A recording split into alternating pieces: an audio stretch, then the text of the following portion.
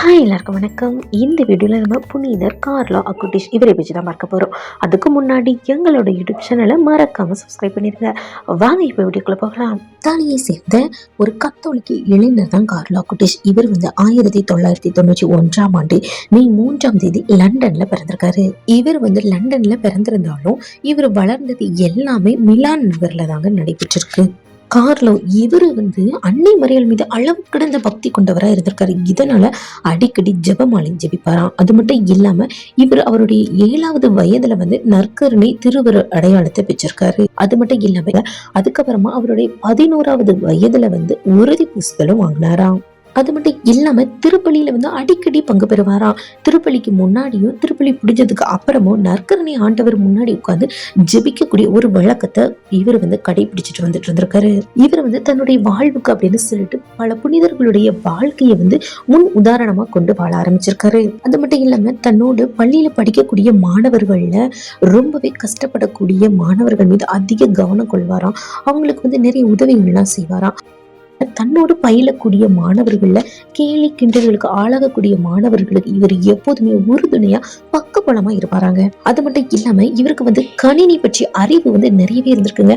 அதுல இருக்கக்கூடிய இணையத்துல எந்த அளவுக்கு நன்முறையில செயலாற்றலாம் அப்படிங்கிற கூடிய ஞானம் இவர்கிட்ட நிறையவே இருந்திருக்குங்க. இவர் என்ன பண்ணிருக்காரு அப்படின்னா, உலகத்துல இருக்கக்கூடிய எல்லா இடங்கள்லயும் நடைபெற்ற நற்கருணை புதுமைகள் இருக்குது இல்லையா, அது எல்லாத்தையுமே வரிசைப்படுத்தி அதை ஒரு ஆவண படமாக்குவதுல ரொம்பவே ஈடுபாடோடு இருந்திருக்காருங்க.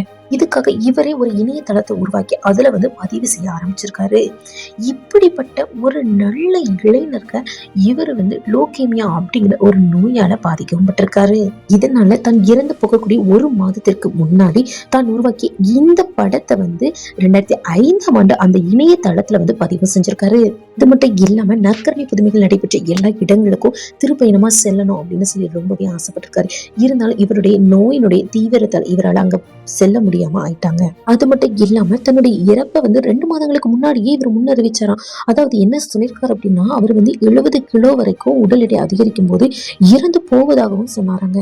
அவர் இறந்து போகக்கூடிய அந்த தருவாயில் அவருடைய மருத்துவர் அவர்கிட்ட கேட்டிருக்காரு, உங்களுக்கு வேதனை அதிகமா இருக்குது அப்படின்னு சொல்லி கேட்டாராம். அதுக்கு அவர் என்ன பதில் சொல்லியிருக்காரு தெரியுமா, இந்த உலகத்துல என்னை விட அதிகமாக துன்பப்படக்கூடியவங்க எவ்வளவோ பேர் இருக்காங்க அப்படி ரொம்பவே சாதாரணமா பதில் சொல்லியிருக்காருங்க. புனித கார்லோ அக்குட்டிஷ் 2006 அக்டோபர் மாதம் 12 அவருடைய 15வது வயதுல இறந்திருக்காரு. இணையதளமும் சமூக வலைத்தளமும் எல்லாரையுமே கட்டாயப்படுத்தி ஆக்கிரமித்து கொண்டிருக்கக்கூடிய இந்த காலகட்டத்துல வாழ்ந்த இப்படிப்பட்ட ஒரு இளைஞர் இணையதளம் மூலமாக புனிதத்தை வெளிப்படுத்த முடியும் அப்படிங்கறத நிரூபிச்சு காட்டியிருக்காருங்க. புனித கார்ல கிட்டத்தட்ட 150க்கும் மேற்பட்ட நற்கருணை அற்புதங்களை பட்டியலிட்டிருக்காருங்க. அது மட்டும் இல்லாம 20க்கும் மேற்பட்ட வெவ்வேறு மொழிகள்ல அது எல்லாத்தையுமே பதிவு செஞ்சிருக்காரு. அது எல்லாத்தையுமே நாடு மற்றும் தேதி வாரியாகவும் குறிப்பிட்டிருக்காராம். ஜூலை 5, 2018 கார்லோ அக்குட்டிஷ் போப் பிரான்சிஸால வணக்கத்துக்கு உரியவராக அறிவிக்கப்பட்டிருக்காரு. அதுக்கு அப்புறமா கார்லோ அக்குட்டிஷ்வால 2 அதிசயங்கள் நடைபெற்றிருக்கு. அதுல முதலாவது அதிசயம் 2020 நடைபெற்றிருக்கு. அதாவது கணைய குறைபாட்டால பிறந்த ஒரு பிரேசிலிய சிறுவன் இந்த கார்லோ அக்குட்டிஷ் கிட்ட பரிந்துரை செய்து ஜெபிச்சுட்டு வந்திருக்காரு. அது மட்டும் இல்லாம இவருடைய நினைவு சின்னங்கள்ல ஒன்றான ஒரு ஆடையை தொட்டதுக்கு அப்புறமா தன் பூரணமா குணம் அடைஞ்சதாகவும் சொல்லியிருக்காரு. இதனால இவர் அக்டோபர் 10, 2020 கார்லோ அக்குட்டிஷ் போப் பிரான்சிஸ்வால ஆசீர்வதிக்கப்பட்டவராக அறிவிக்கப்பட்டிருக்காரு. புனித கார்லோ அக்குட்டிஷ் நிகழ்த்திய 2வது அதிசயம் என்ன தெரியுமா?